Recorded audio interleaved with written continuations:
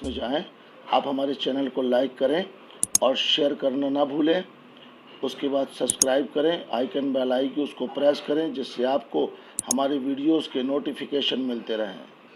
मेरा मुख्य उद्देश्य है कि हर आत्मा उद्धार प्राप्त करे, हर व्यक्ति उद्धार प्राप्त करे, हर व्यक्ति की आत्मा जो कीमती है वो बचाई जाए। और यही उद्देश्य पौलुस का भी था।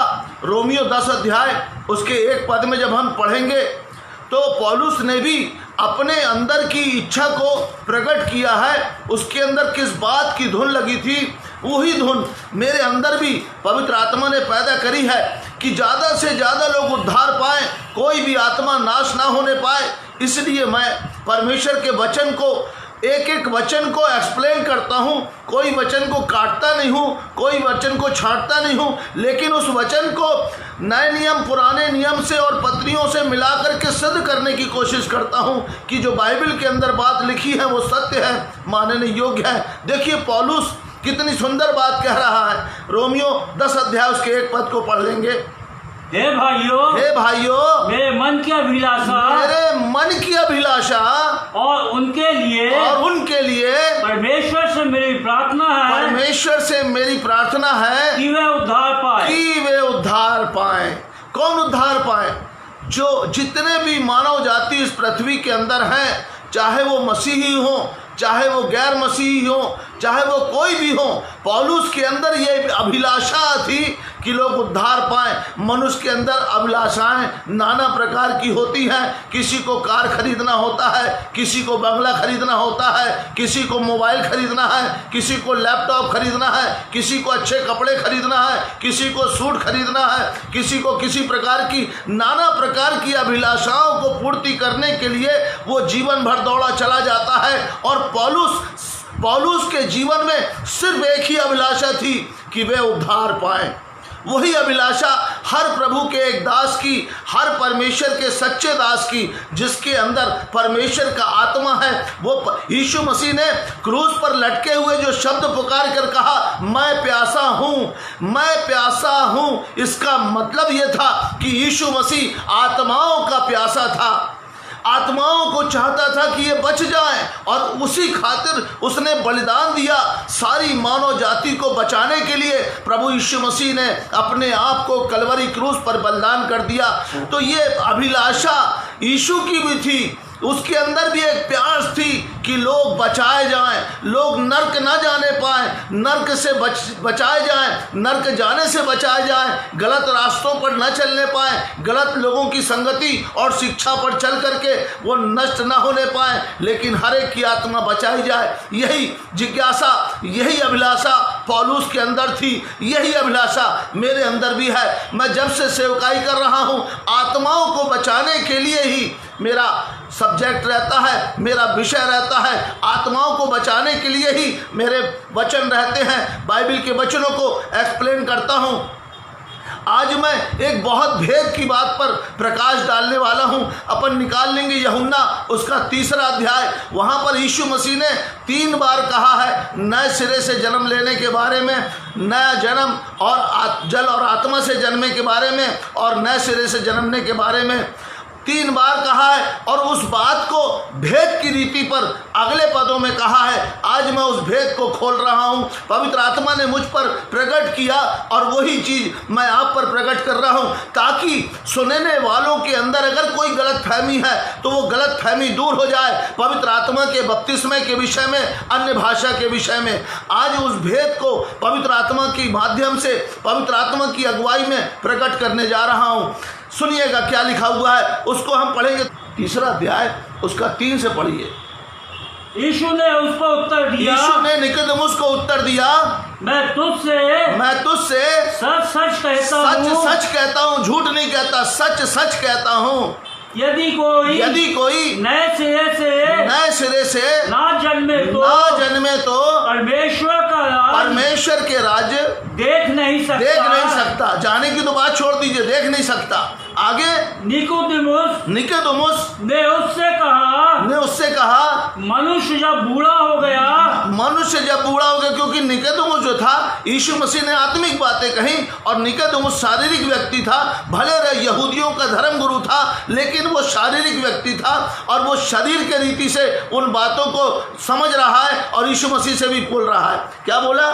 तो कैसे जन्म ले सकता है? जब बूढ़ा हो गया तो दोबारा कैसे माता के गर्भ में जाकर के जन्म ले सकता है? आगे, क्या वह अपनी माता के गर्भ में दूसरी बार प्रवेश करके जन्म ले सकता है? यीशु ने उत्तर दिया, मैं तुझसे सच फिर दोबारा कह रहा है, मैं सच दोबारा फिर कहता, सच कहता हूँ, जब तक कोई मनुष्य जल और आत्मा से ना जन्मे। जल और आत्मा, यहाँ दो बार बोलना, जल और आत्मा से ना जन्मे। जैसे यीशु मसीह जल और आत्मा से जन्मा था, जल और आत्मा से ना जन्मे तो वह परमेश्वर के राज्य में प्रवेश नहीं कर सकता। इम्पॉसिबल, यीशु मसीह ने कह दिया, क्योंकि वो द्वारपाल यीशु है। जब तक मनुष्य जल और आत्मा से जन्म नहीं लेगा, वह स्वर्ग के राज्य में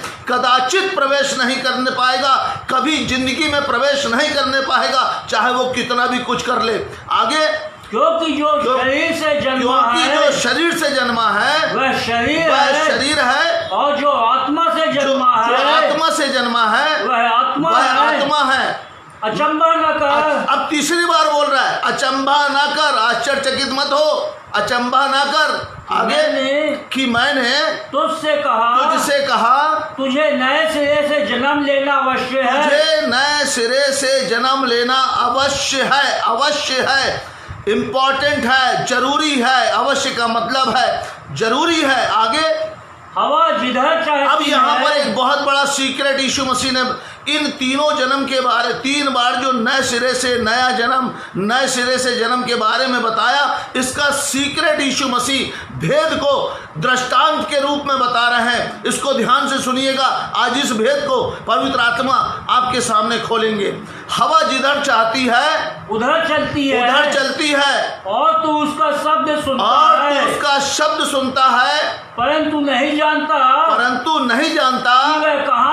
कि वह कहाँ से आती और किधर जाती है। क्योंकि हवा दिखाई नहीं देती, आत्मा भी दिखाई नहीं देती। हवा किधर से आती किधर जाती नहीं दिखती, लेकिन शब्द सुनाई देता है बहुत तेजी से, सा सा सा सा, तरह तरह की आवाजें पेड़ों में, पत्तियों में टकरा करके आवाजें उत्पन्न होती हैं। तब पता चलता है हवा चल रही है बहुत तेज। आगे, जो कोई आत्मा से जन्मा है वह ऐसा ही है। जो कोई आत्मा से जन्मा है वो ऐसा ही है, क्योंकि जो आत्मा से जन्म लेता है उसका शब्द सुनाई देता है, दिखाई नहीं देता। उसका शब्द सुनाई देता है, दिखाई नहीं देता। हवा के समान आत्मा अंदर आ जाता है। बैनी हिंद ने अपनी पुस्तक में कहा, पवित्र आत्मा हमसे एक सांस दूर है, सांस लेंगे और वो अंदर आ जाएगा। यीशु मसीह ने कहा, देख मैं द्वार पर खड़ा खटखटाता हूँ, जो मेरा शब्द सुनकर द्वार खोलेगा मैं उसके भीतर प्रवेश करूँगा। इतने नज़दीक रहता है, वो हवा के समान रहता है, अंदर आ जाता है। लेकिन जब वो अंदर आता है तो शब्द सुनाई देता है। देखिए, अब मैं वचन में से बताता हूँ, ये शब्द सुनाई देता है। क्या घटना क्या घटी, एक वचन मैं आपको पढ़ाना चाहता हूँ। यशाया उसका 28 उसका 2 पद में देखिएगा, हवा की बात हो रही है और शब्द की बात हो रही है। यीशु मसीह ने हवा और शब्द के बारे में यहाँ पर जिक्र किया है 8वें पद में। आगे क्या कह रहा है यशाया 28 तो क्या कह रहा है, देखो प्रभु के पास एक बलवंत और सामर्थी है, जो ओले की वर्षा या उजाड़ने वाली आंधी या बाढ़ की प्रचंड धार के समान है। ये कौन है? ये परमेश्वर का आत्मा है, पवित्र आत्मा। और यही बात आंधी के समान, प्रेरितों के काम 2 अध्याय पढ़ेंगे भैया, उसका 1 से लेकर 5-6 पद तक पढ़ेंगे। दूसरा अध्याय। एक से। हाँ, जब पेंतेकुस्त का दिन आया तो वह सब एक जगह इकट्ठा थे। वे 120 लोग जो यीशु की आज्ञा पालन कर रहे थे एक जगह इकट्ठा थे। 10 दिन से वो भक्ति में लीन थे परमेश्वर की, और पवित्र आत्मा के आगमन का इंतजार कर रहे थे, उसका वेलकम करने के लिए, उससे भरने के लिए इंतजार कर रहे थे। क्या हुआ? एकाएक आकाश से बड़ी आंधी की सनसनाहट का शब्द हुआ। आकाश से बड़ी आंधी किसी सनसनाहट का शब्द हुआ। ये योएल 28 यशायाह 28:2 में जो हमने पढ़ा कि देखो प्रभु के पास एक बलवंत और सामर्थ्य है जो उजाड़ने वाली आंधी के समान है, और यही आंधी पेंतीकुस्त के दिन चली आ रही है। आकाश से बड़ी आंधी किसी सनसनाहट का शब्द हुआ। आगे, और उससे सारा घर जहाँ वे बैठे थे गूंज गया, और उन्हें आग की सी जीभें फटती हुई दिखाई दी। आग की सी फटती हुई जीभें दिखाई दी, और उनमें से हर एक पर 8 ठहरी। वह सब पवित्र आत्मा से भर गए। देखिए यहाँ पर दूसरे पद में लिखा हुआ है, एकाएक आकाश से बड़ी आंधी किसी सनसनाहट का शब्द हुआ। अपन ने यूहन्ना उसका 3 अध्याय उसके 8 पद में पढ़ा था कि शब्द सुनाए। हवा किधर से चलती है, किधर को आती दिखाई नहीं देती, उसका शब्द सुनाई देता है। शब्द हुआ बहुत बड़ा, और जिससे वह सारा घर जहां बैठे थे हिल गूंज गया। और आगे क्या लिखा है? वह सब पवित्र आत्मा से भर गए, और जिस प्रकार आत्मा ने उन्हें बोलने की सामर्थ्य दी, वह अन्य भाषा बोलने लग गए। आकाश के नीचे, अब यहाँ पर देखिए, ध्यान से सुनिएगा। आकाश के नीचे की हर एक जाति में से, आकाश के नीचे की हर एक जाति में से भक्त यहूदी यरूशलेम में रह रहे थे। जब ये शब्द हुआ, देखिए ये शब्द हुआ, जब ये शब्द हुआ, यही यूहन्ना 3 अध्याय में अपन ने पढ़ा, तो भीड़ लग गई। एक सेकंड, शब्द हुआ यूहन्ना 3 अध्याय निकालेंगे, उसका 8 पद फिर पढ़ेंगे।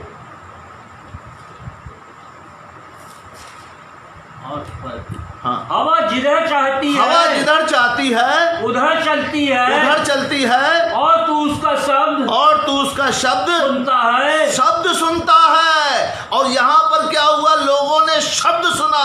यही बात जो यीशु मसीह ने यूहन्ना 3 अध्याय में कही थी, यही बात यशायाह 28:2 में लिखी हुई है, और यही बात प्रेरितों के काम 2 अध्याय के 6वें पद के अंदर लिखी हुई है। 2 पद के अंदर और 6वें पद के अंदर लिखी हुई है, शब्द हुआ। जब लोग आत्मा से भर जाते हैं तो पूरी बॉडी वाइब्रेट करने लगती है, और बहुत तेजी से अन्य भाषा शब्द निकलने लगते हैं। और जब शब्द निकलने लगते हैं तो घर के आजू बाजू और शहर के जितने गांव मोहल्ले के आजू बाजू लोग हैं, उनको पता चल जाता है कि कुछ हुआ है। यहाँ पर बहुत तेज आंधी आई है, पवित्र आत्मा की आंधी आई है, और क्या हुआ है? वह शब्द हो रहा है। आगे क्या लिखा है?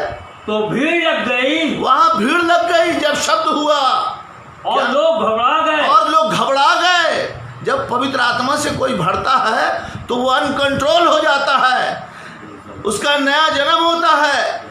उसके अंदर परमेश्वर का आत्मा जो सर्व सामर्थी सर्वव्यापी परमेश्वर है, वो जब आता है उसकी बॉडी एब्जॉर्व नहीं कर पाती है, बहुत तेजी से वाइब्रेट करती है, जबान लड़खड़ाने लगती है, क्योंकि ये दूषित जबान को मृत्यु के बस में जबान जो है पवित्र आत्मा इसे अपने नियंत्रण में लेता है, तो उसके मुंह से टंग्स निकलने लगती है, अन्य भाषा निकलने लगती है। ये प्रमाण होता है कि इसकी जीव को और इसके जीवन को मैंने वचन के अनुसार अपने नियंत्रण में ले लिया है। जैसा प्रभु यीशु मसीह ने कहा, उसके हृदय के भीतर से जीवन के जल की नदियां बह निकलेगी, यूहन्ना 7 अध्याय में। और ये उस आत्मा के विषय विषय में कहा था जिसे विश्वास करने वाले पाने पर थे, क्योंकि आत्मा अब तक उतरा न था। यीशु मसीह क्योंकि अपनी महिमा में नहीं पहुंचा था। जब यीशु मसीह अपनी महिमा में पहुंचा तो पैंतीकुस्त के दिन आत्मा उतरा और उनके अंदर से जीवन के जल की नदियां बहने निकली। और जब बह निकली तो बहुत बड़ा शब्द हुआ वहां पर, और वो शब्द से जिससे सारा घर वो गूंज गया, पूरा शहर गूंज गया, पूरा यरूशलेम गूंज गया, और पूरे भक्त यहूदीगण उस उपरोटरी कोठरी के पास आ गए। यह है वो शब्द। जब कोई आत्मा से जन्म लेता है तो शब्द सुनाई देता है। देखिए क्या हुआ, आगे मैं बताता हूं। प्रेरितों के काम 10वां अध्याय उसका 44 से 47 पद में पढ़ेंगे। एक सेकंड, 45 से पढ़ेंगे, 45 और 46। और जितने खतना किए हुए विश्वासी पतरस के साथ आए थे वह सब चकित हुए कि अन्य जातियों पर भी पवित्र आत्मा का दान उंडेला गया है। उनको पता कैसे चला? वो तो प्रचार कर रहा था पतरस, और उन्हें पता कैसे चला कि अन्य जातियों पर भी पवित्र आत्मा का दान उंडेला गया है? आगे क्या हुआ? क्योंकि उन्होंने उन्हें भांति भांति की भाषा बोलते और परमेश्वर की बड़ाई करते सुना। वो शब्द हुआ, वो शब्द निकला, और तब इनको पता चला। क्या पता चला आगे? इस पर पतरस ने कहा क्या कोई जल की रोक कर सकता है?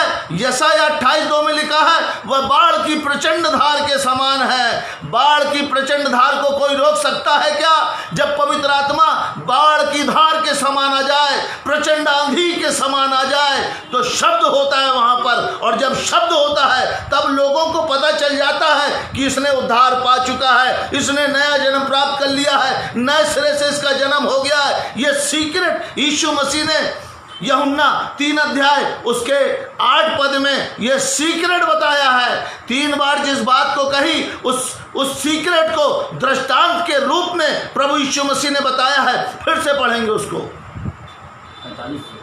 3 अध्याय उसका 8 पद, यूहन्ना 3:8।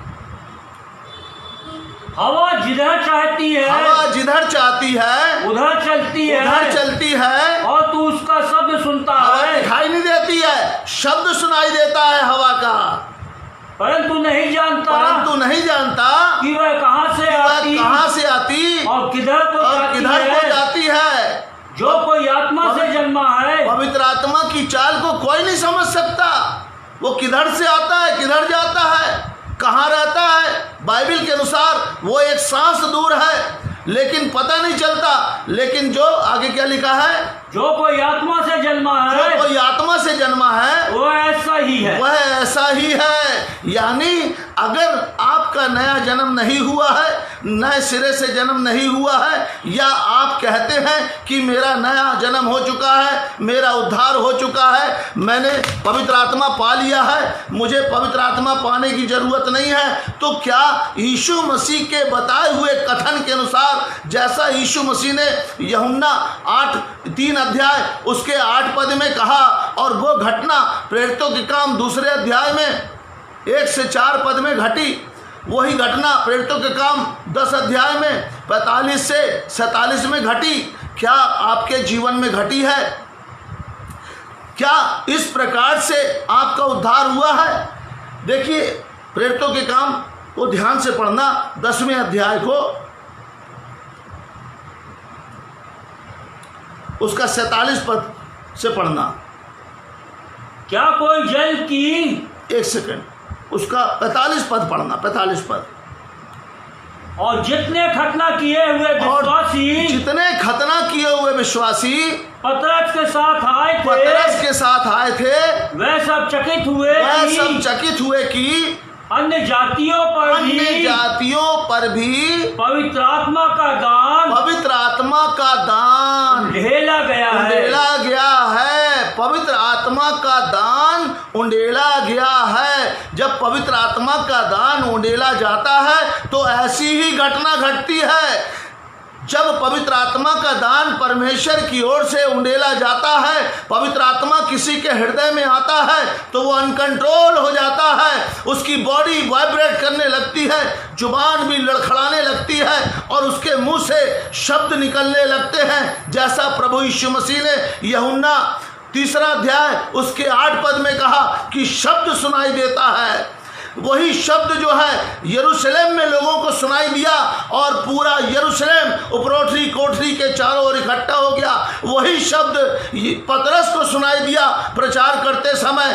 तब उसको विश्वास हुआ कि परमेश्वर ने ये दान, पवित्र आत्मा का दान अन्य जातियों के लिए भी ठहराया है, अन्य जातियों का भी परमेश्वर है प्रभु यीशु मसीह। तब पतरस को पता चला जब शब्द हुआ, जब शब्द होगा तो आपके घर वालों को पता चल जाएगा, आपको भी पता चल जाएगा कि कुछ हुआ है। परमेश्वर ने जो भी वचन कहा है, हर वचन के अंदर भेद है। कोई भी वचन हटाने लायक नहीं है, कोई भी वचन मानने योग्य नहीं है। हर वचन भेद पर है, दृष्टांत में है और कहीं ना कहीं से सारे वचन लिंक हैं। चाहे वो पुराना नियम से नया नियम हो, सारे पुराने नियम के भी वचन नए नियम से लिंक है। जो बातें भविष्यवाणी के रूप में परमेश्वर ने कही वो सारी बातें नए नियम के अंदर हुई। बहुत सारी बातें नए नियम के अंदर जो हुई वो पुराने नियम से लिंक है। कोई भी वचन काटने लायक नहीं है, कोई भी वचन छाटने लायक नहीं है, कोई भी वचन ऐसा नहीं है जिसे हम ना माने, जिसे हम इग्नोर कर दें, जिसे हम छोड़ दें। परमेश्वर के सारे वचन में अर्थ है, सारे वचन को मानना पड़ेगा, सारे वचन के अनुसार हमें जीवन जीना पड़ेगा और उसे अपने हृदय में अधिकाई से बसने देना पड़ेगा। जब हम परमेश्वर के वचन को मानेंगे, परमेश्वर के आज्ञाकारी रहेंगे, जैसा प्रभु यीशु मसीह ने कहा है, वो हमें जरूर अपने आत्मा से भरेगा, उद्धार देगा। क्योंकि उद्धार पाना, छुटकारे के दिन की छाप लेना बहुत आवश्यक है। एक प्रकाशित वाक्य में वचन लिखा हुआ है, 9वां अध्याय 4 से 4 पद पढ़ना। उनसे कहा गया, उनसे प्रकाशित वाक्य 9वां अध्याय उसके 4 पद में इस छाप और इस मोहर की बात बताई जा रही है।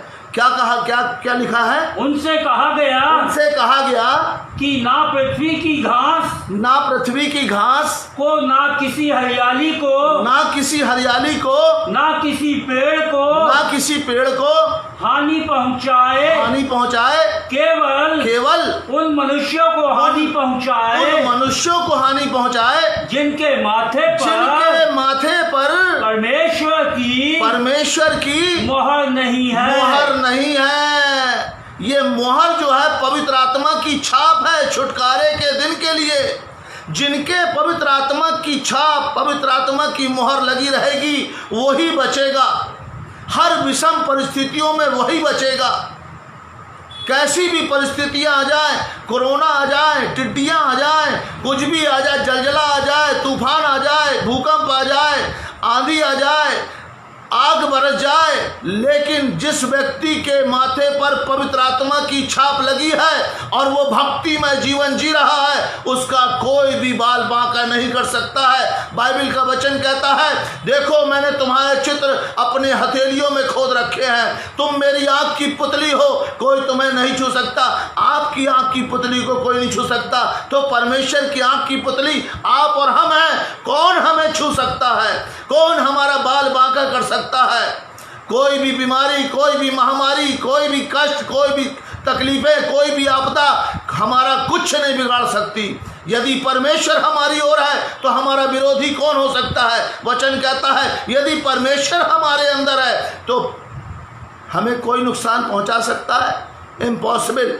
परमेश्वर यदि हमारे अंदर है तो हमारा कोई भी कुछ नहीं बिगाड़ सकता, कोई भी नुकसान नहीं पहुंचा सकता। शर्त यह है कि हम परमेश्वर के वचन के आज्ञाकारी बन जाए, पवित्र आत्मा से भर जाएं, अन्य भाषा बोलने लग जाएं, आत्मिक दानों और वरदानों से भर जाएं, पवित्र आत्मा के फलों से लद जाएं। ये सारी प्रक्रिया पवित्र आत्मा पाने के बाद होती है। पवित्र आत्मा का दान जब अन्य जातियों पर उंडेला गया तो हम और आप तो मसीही लोग हैं, क्या हमें पवित्र आत्मा के दान की आवश्यकता नहीं है?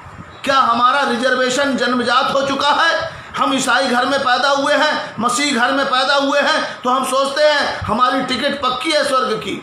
इम्पॉसिबल। हर किसी को बचना जरूरी है, अपने आप को बचाना जरूरी है, उद्धार पाना जरूरी है। परमेश्वर के यहाँ कोई पक्षपात नहीं है, वो सबका न्याय एक दृष्टि से करेगा। जो उसने वचन कहा है वो सबको मानना जरूरी है। ऐसा नहीं होगा कि अरे तुम तो जन्मजात मसीही हो, अरे तुम्हारे दादा तुम्हारे परदादा पादरी थे तो चलो तुमको छूट दे दी जाएगी। ऐसा नहीं है। पवित्र आत्मा ही है जो हमें आएगा हमारे अंदर तो परमेश्वर की भेद की बातों को प्रकट करेगा, परमेश्वर की बातों को लेकर के बताएगा, आने वाली बातों को बताएगा, हमें प्रभु यीशु मसीह के स्वरूप में ढालेगा, हमें प्रभु यीशु मसीह के जैसा बनाएगा, फलों से लादेगा, हथियारों से सुसज्जित करेगा, ताकि हम बुरे दिन में शैतान की युक्तियों का सामना कर सकें और डटकर खड़े रहें, फलों से लदे हुए रहें। मसीह का जीवन मसीह की पत्री बन जाए। ये मसीह की पत्री पवित्र आत्मा ही हमें बनाएगा, क्योंकि यीशु मसीह को पत्री बनाने वाला भी पवित्र आत्मा था। जब पवित्र आत्मा के द्वारा प्रभु यीशु मसीह मरियम के गर्भ में आया तो उसके बाद जब वो बड़ा हुआ, 30 साल का हुआ, यूहन्ना बपतिस्मा देने वाले के पास आया तो उससे बपतिस्मा लिया, और बपतिस्मा लेकर जैसे ही पानी के बाहर आया तो कबूतर के समान पवित्र आत्मा यीशु के ऊपर उतरा और आकाशवाणी हुई। पढ़ेंगे जरा मत्ती 3 अध्याय।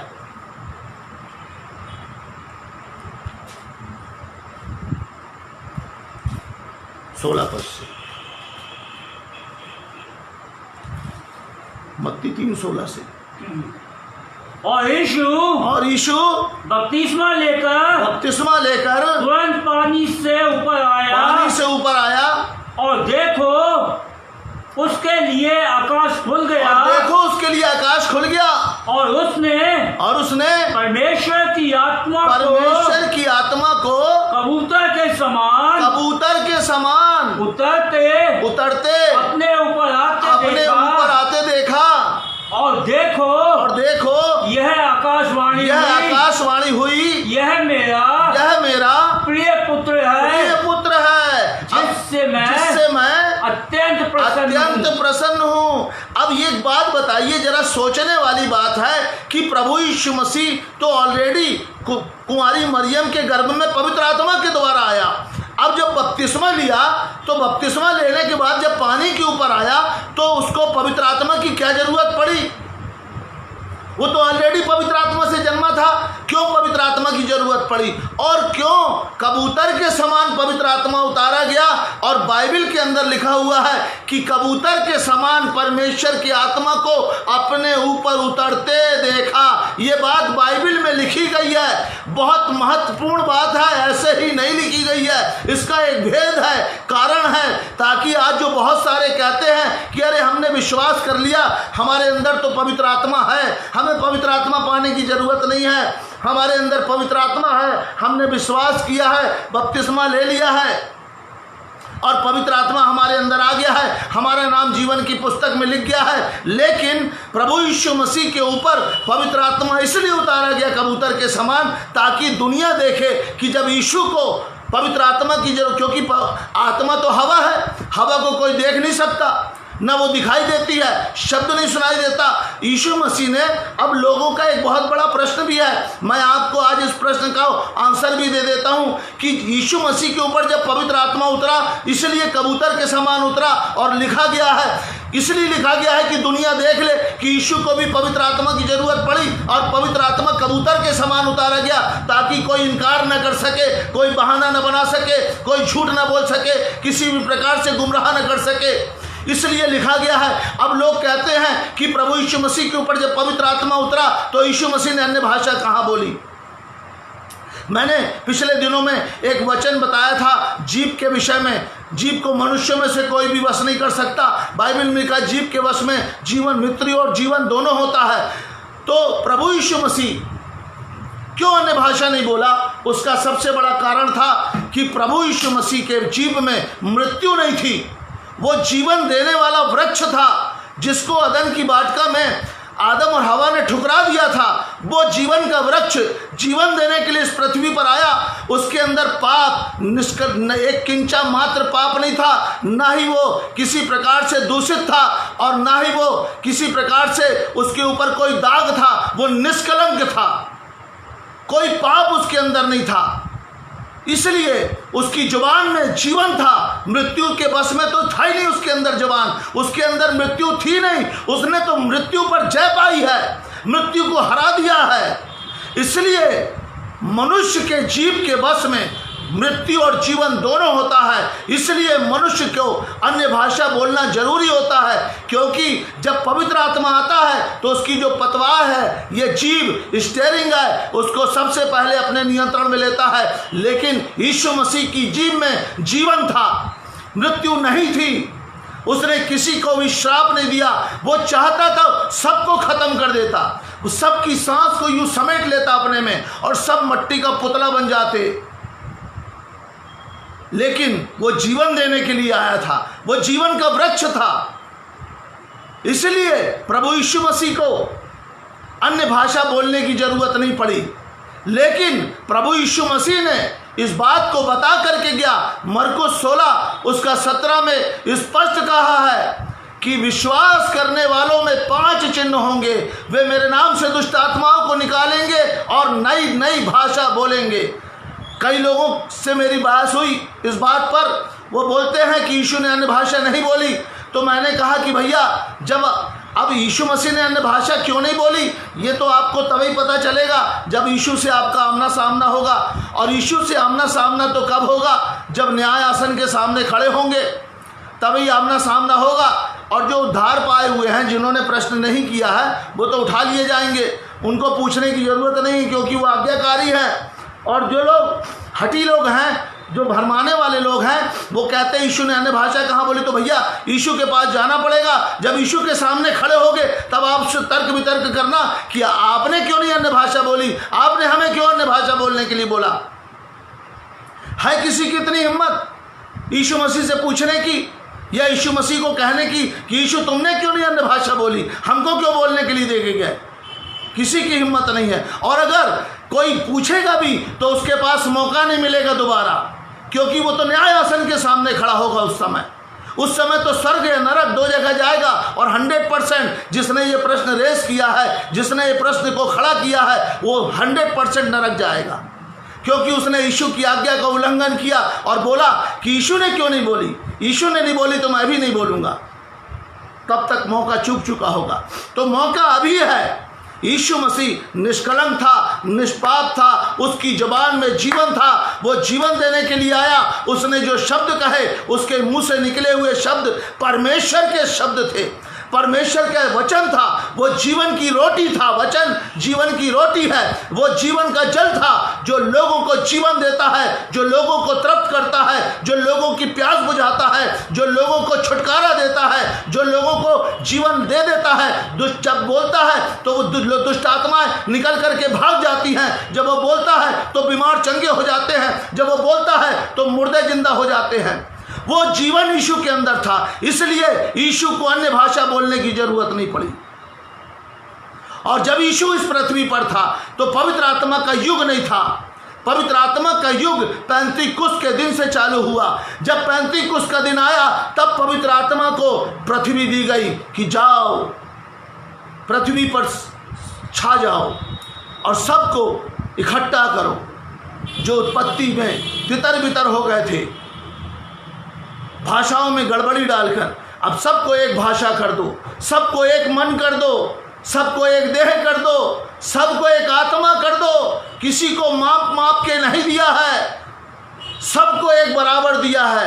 तो पवित्र आत्मा इसलिए पृथ्वी पर दिया कि वो परमेश्वर के लोगों को इकट्ठा कर ले, परमेश्वर के लोगों को इकट्ठा कर ले और तैयार करे स्वर्ग ले जाने के लिए। क्योंकि अदन की वाटिका में बहुत बड़ी एक गलती हुई थी कि परमेश्वर आदम और हवा को छोड़ करके चला गया था। अब वो परमेश्वर जो उसकी आज्ञा मानते हैं उन्हें कभी तक नहीं, लिखा है मैं जगत के अंत तक तुम्हारे साथ हूँ, कभी ना तुम्हें छोड़ूंगा ना कभी त्यागूंगा। वो हमेशा हमारे साथ रहेगा। परमेश्वर का आत्मा हमारी अगुवाई करेगा, अनंत जीवन के मार्गों पर लेकर के चलेगा, यीशु के जैसा हमें बनाएगा, हमें मसीही बनाएगा, हमें पत्री जीवित पत्री बनाएगा। मत्ती मरकुस लूका यूहन्ना जीवित पत्री बनाएगा। वो है परमेश्वर का आत्मा जिसने मसीह को भी पत्री बना दिया, जिसने मसीह के अंदर से होकर के बोला, जिसने मसीह के अंदर से होकर के काम किया, जिसने मसीह को मरों में से जलाया। रोमियो 8 अध्याय उसके 11 में लिखा हुआ है, मसीह को भी उसी ने जलाया। यदि हम में और आप में बसा हुआ, आपको भी जलाएगा और मुझे भी जलाएगा।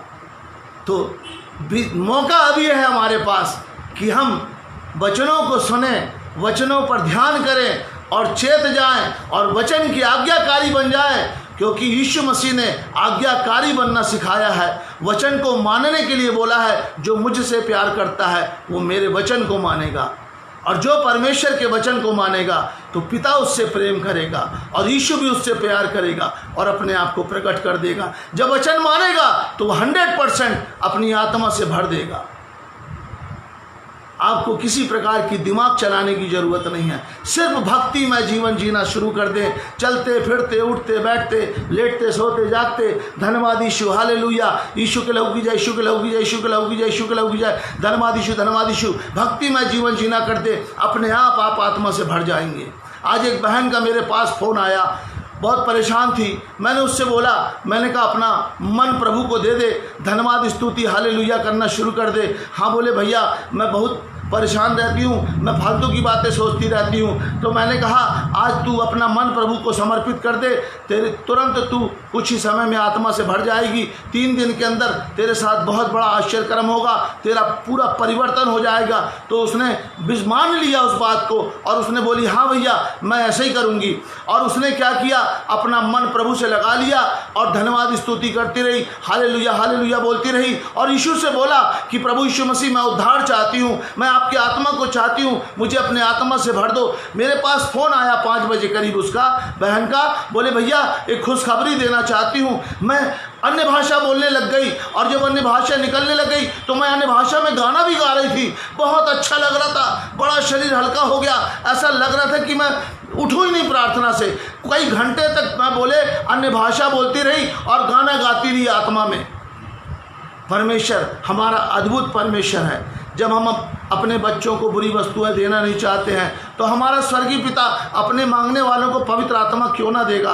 वो तो छुटकारे के दिन की छाप है, हमें वो बचाना चाहता है, उसने हमें अपने पास बुलाया है, इसलिए पवित्र आत्मा को हमें दिया है अपने पास बुलाने के लिए कि उसका आत्मा हमारी अगुवाई करे अनंत जीवन के मार्गों में, हमें काटे और छाटे और परमेश्वर की ओर बढ़ाए, हमें दृढ़ करे, वचन में सिद्ध करे और एक सिद्ध पुरुष बनाए, सिद्ध स्त्री बनाए और परमेश्वर के सामने खड़ा करे।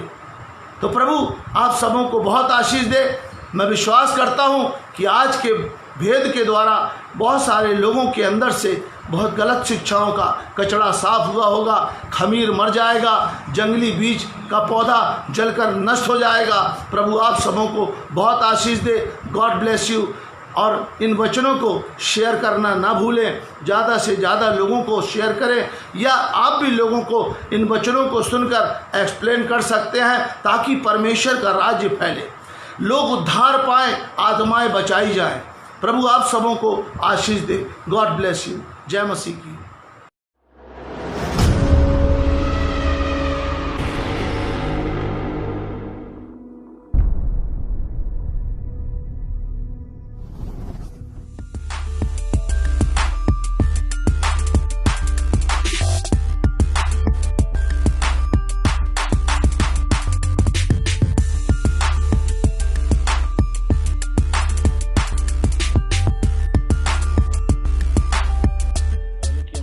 में जाएं, आप हमारे चैनल को लाइक करें और शेयर करना ना भूलें। उसके बाद सब्सक्राइब करें, आइकन बेल आइकन उसको प्रेस करें, जिससे आपको हमारे वीडियोस के नोटिफिकेशन मिलते रहें।